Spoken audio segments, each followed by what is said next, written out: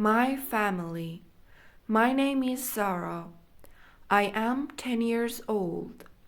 I live with my family in a small house. My family is very nice.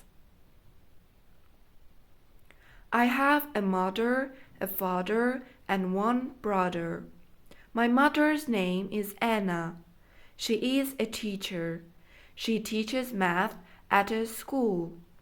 My father's name is John. He is a doctor. He works at a big hospital. My brother's name is Tom. He is 7 years old. Tom and I play games after school. We like to play soccer in the garden. On Sundays, my family eats dinner together. My mom cooks chicken and rice. It is my favorite food. After dinner, we watch a movie. My dad likes funny movies, but I like adventure movies. I love my family very much.